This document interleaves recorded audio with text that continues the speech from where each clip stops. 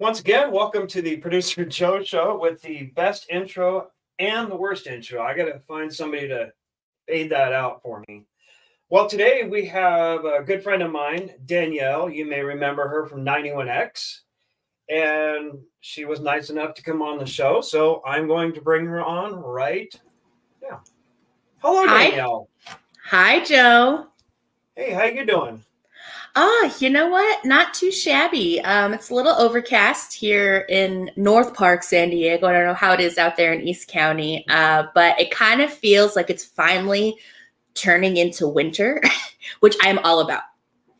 Well, I think it's probably about 68 out here, which for us native San Diegans is about a 38 to other people. Yeah, we're sensitive. But Very. Well, cool. I'm really happy you're coming on. I'm sorry if my eyes are darting around because not only am I hosting, I'm having to do the producing and freak out. Hey, you know what? I get it. As someone who kind of got in at the end of the fun world of radio where there were multiple people doing multiple things, I totally get it. The multitasking and everything. Right. Well, I also have to remember that like my monitor is here, my camera's up here, so I'm not trying to be rude. I'm watching you. You're good. So, anyways, let's back up the clock a little bit here. Tell me, you were at 100.7, right? That was your first landing spot. Tell me what you did prior to that job. Yeah, so I got to San Diego in 2007. I was 20. I had never been here before. I had $300 to my name. And so I just started hustling as soon as I got to San Diego, like working in the service industry, working at multiple restaurants. I landed at the Hard Rock Cafe where I worked there for 8 years. And whilst I was there, 91X would do like special pop-ups at the restaurant. And it was always super, super cool. And I was just always like, oh, like that'd be so cool to like work at the radio station. But, you know, I'm 21, 22. I have no trajectory in life whatsoever. I'm just trying to survive in San Diego. So in my midst of trying to survive in San Diego, I decided to go back to school. So I go to Mesa College. I then transfer to San Diego State. And at this point, I'm about 25, 26.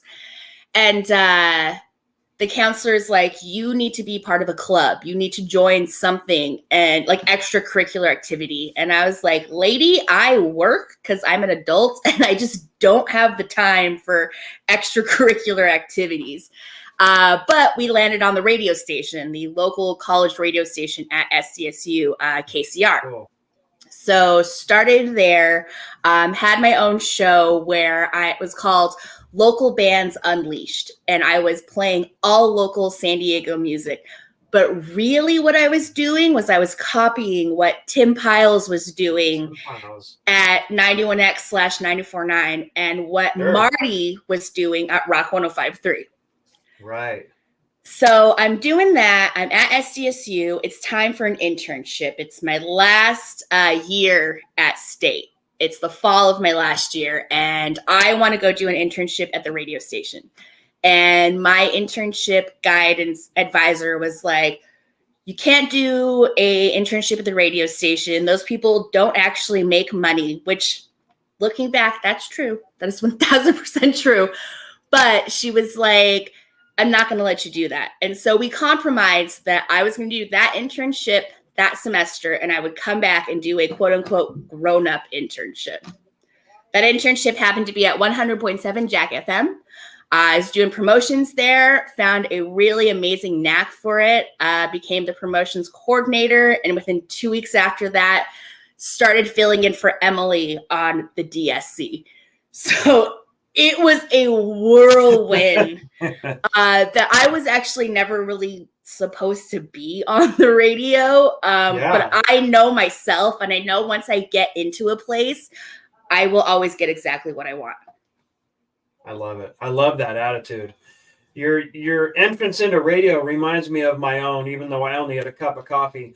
KSON was doing their annual St. Jude Radiothon, and they would host it at that time at Parkway Plaza. And I went several times, and I would go volunteer for it. And I got to meet Chris Turner and Steve Sapp, and eventually just got a job there. And much the same as you, of course, yours was a bit more successful than mine, but that's okay. We all have our own trails in life. No, I got super lucky. Basically, what it was the program director at the time, Michael Riley, had heard through the grapevine that I did college radio. And I didn't know it at the time, but it was the very last thing he was pushing out before he was leaving his position for Garrett Michaels to take over that spot. But I remember, like, we went into the studio and he shows me the board.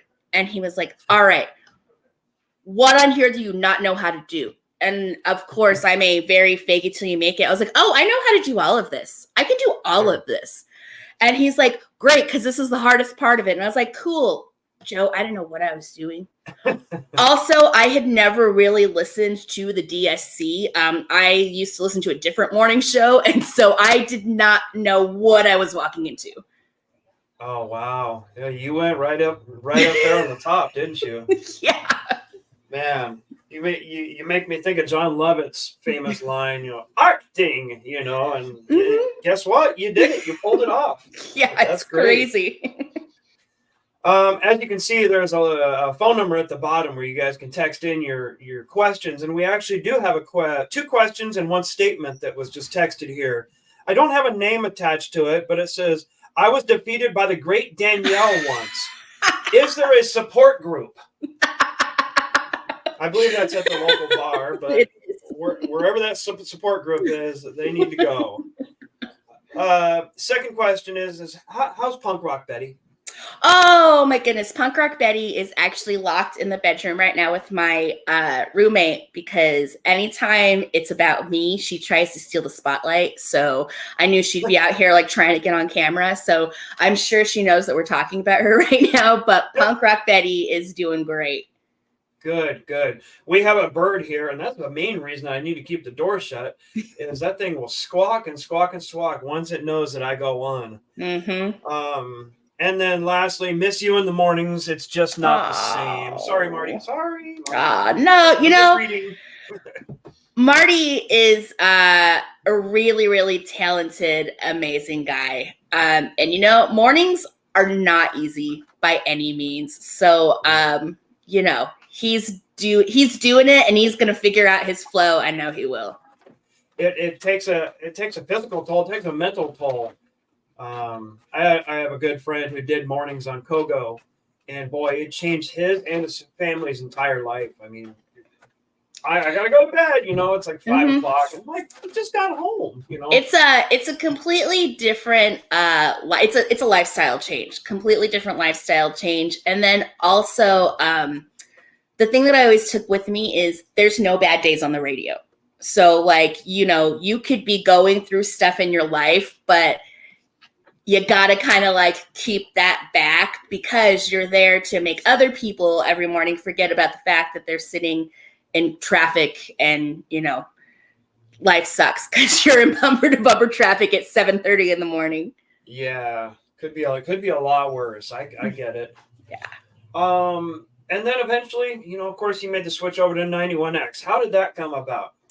So when I was filling in for Emily on the DSC, Dave Shelley and Chainsaw, we knew that it was not going to be a permanent thing. I knew that, Dave was very upfront with it. And even at the end of my run, Dave was super, super kind and super, super open. And he was like, look, if I had a spot for you on my team, I would keep you in a heartbeat. I just don't have a spot for you.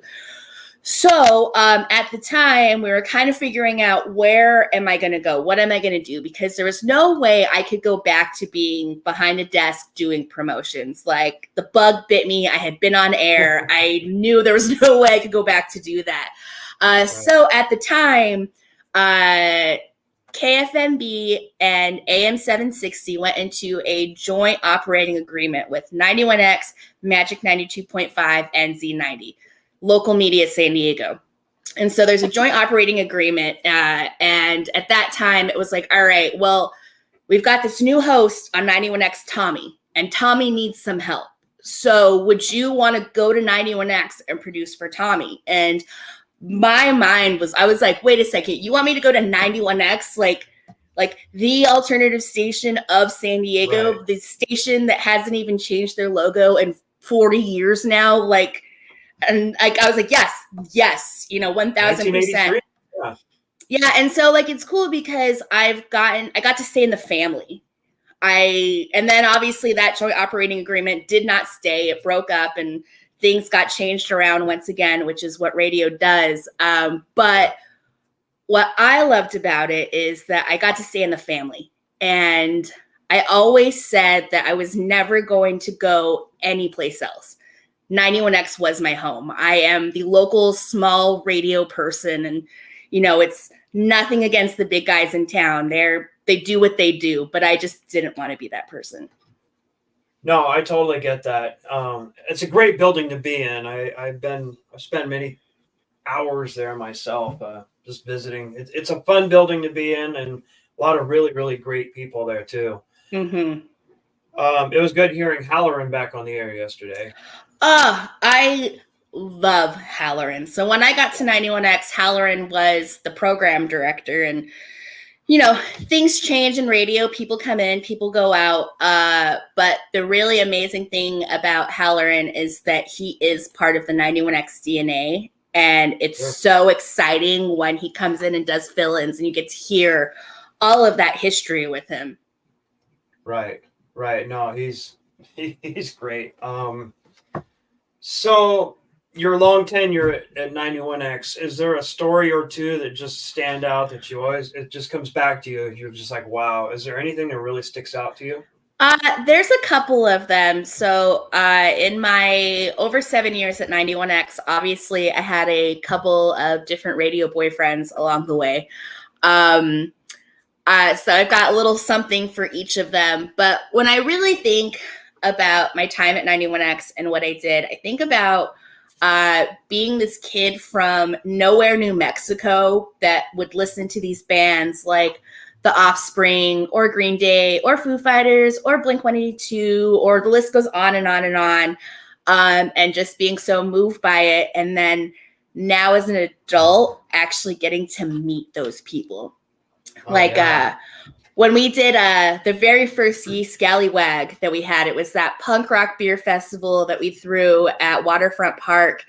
And one of the bands that was there was Goldfinger. And the singer of Goldfinger actually produces a ton of like pop punk bands that I listened to when I was a teenager. And we're backstage and he's just there. And like, I got my opportunity to just be like, hey man, like I really appreciate what you did and what you've done. And I'm sure you hear this all the time, but like, there's something about people who grow up, at least in my experience, people who grow up in not Southern California, but in nowhere, New Mexico, and you dream of what Southern California is. And then when they bring that fruition and like make it real, you're like, oh my gosh, this is actually something. It's like when we did the surprise show with Switchfoot at the pier with 91X down in Imperial Beach, and Switchfoot is literally playing on a pier, to the sand of people and the ocean's coming up. And I'm like, this is quintessential San Diego. Like, this is what my brain thought Southern California was, and it is. And that's the raddest thing. Living the dream.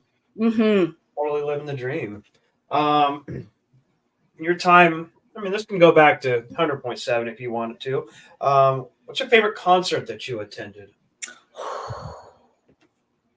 That's a tough one. The first Rex the Halls that I was a part of at 91X was the 2-day Rex the Halls. It was Beck was on one night and Blink-182 was on the other night. And the lineup was absolutely insane. And it was my first time like being backstage at Sports Arena. And I did the whole, almost famous, scene where like walking down the runway, and I'm like, it's all happening, doing the absolutely ridiculous thing. But it's got to be that first Rex the Halls, just because it was the first time I really saw big, huge artists coming together and seeing a whole backstage thing and interviews. And I want to give a shout out to Hillary because Hillary does the best damn interviews I've ever seen in my life. No, she's fantastic. There's no question. Is this the one right here? That's it. That's the one. Oh, man. That was such a good Rex the Halls. Look at that Jimmy Eat World. Look at that. Mm-hmm.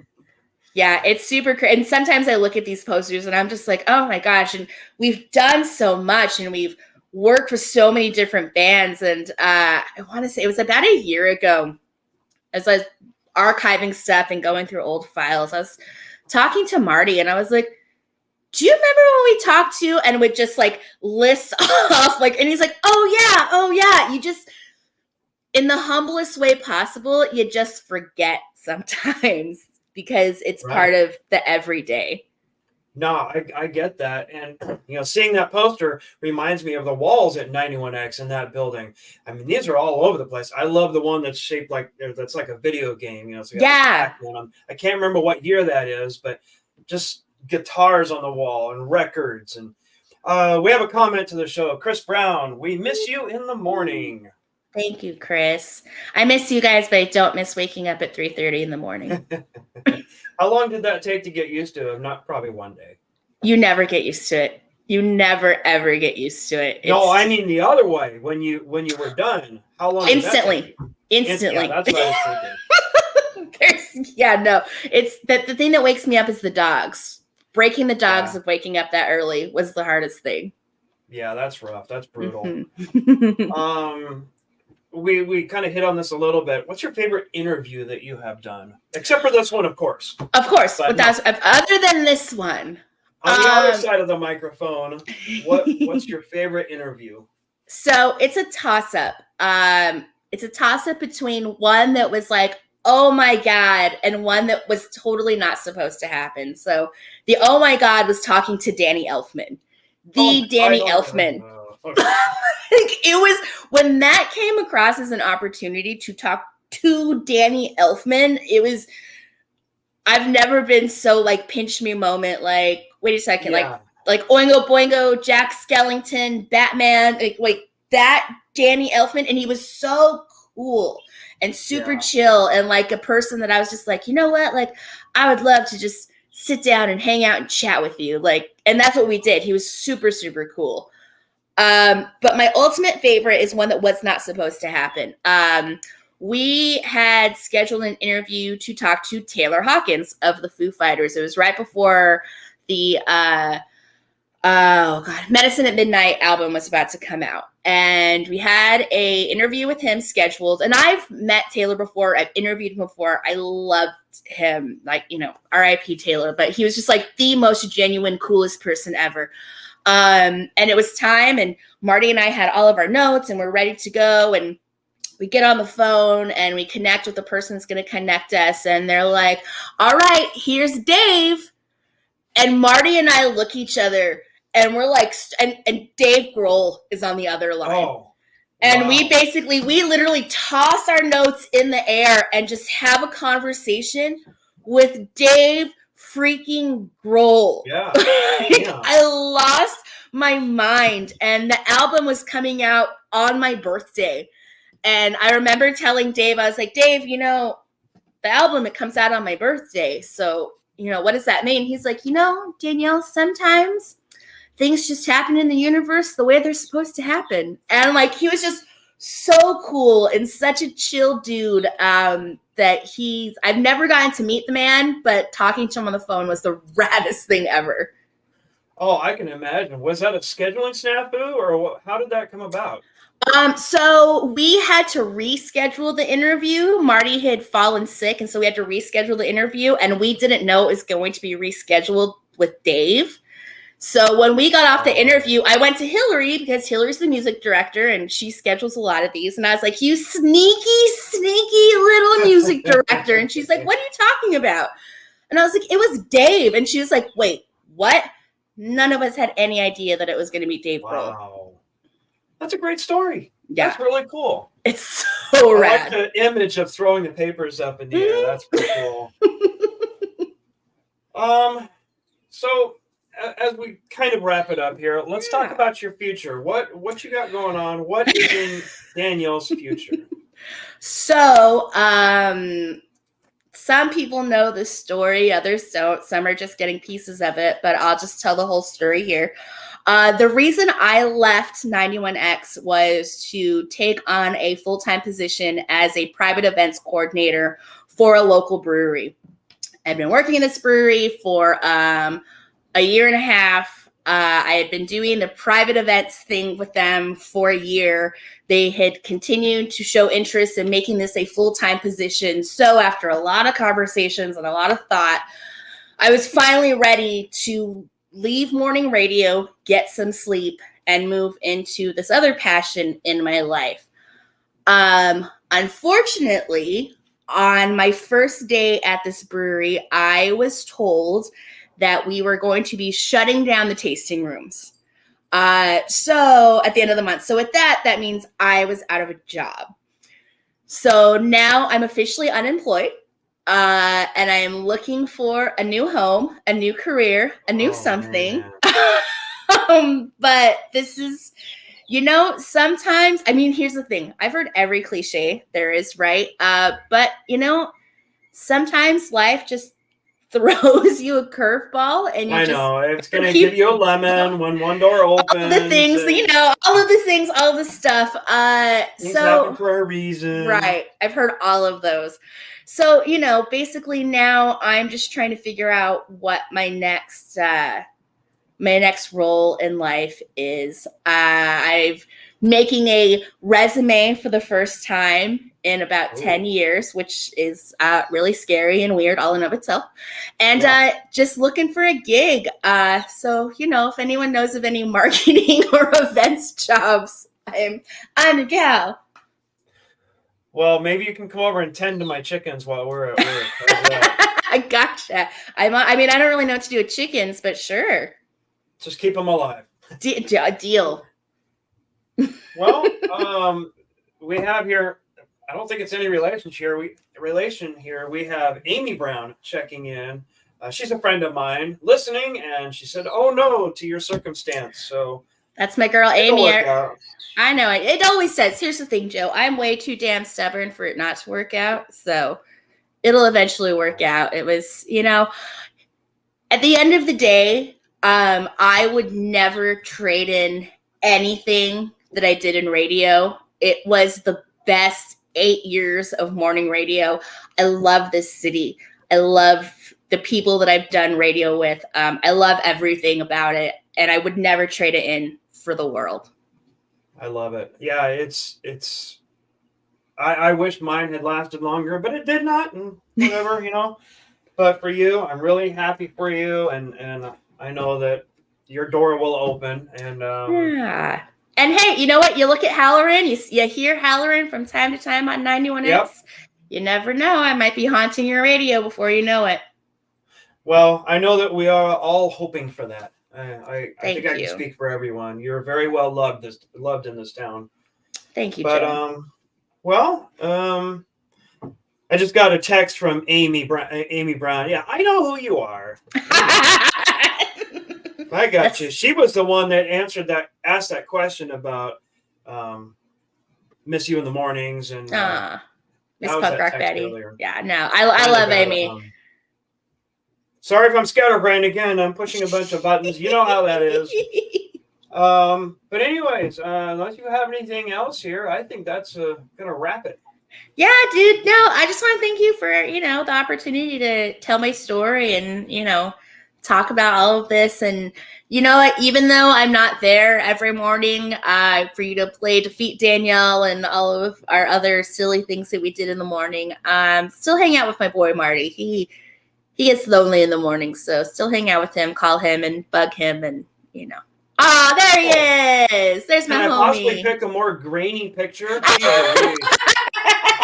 to go.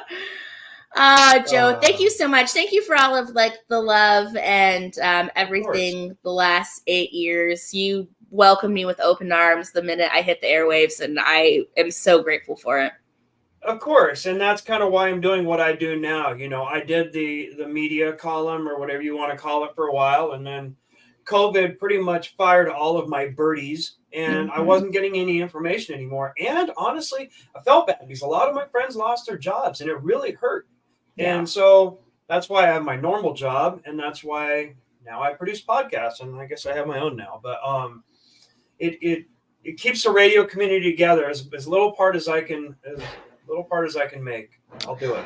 Well, it's super appreciated. You know, it's a community that continues to shrink and shrink and shrink and shrink. So we appreciate Yeah. everything you do. Well, thank you, and hopefully we'll catch you out at Dino's Pub one day. Oh, I'm all Um, about it. I mean, you know, I don't got a job right now, so I got nothing but time. all right, we'll work something out. All right. Well, again, thank you so much, and I'm going to shut it down now. But Right on. enjoy your night, and again, thank you for coming on. My love to you and your Okay. family. Thank you so much. Back at you. Hope everything's going to be all right over there. I know it will, actually. All For right. sure. See you. All right. Bye, Joe.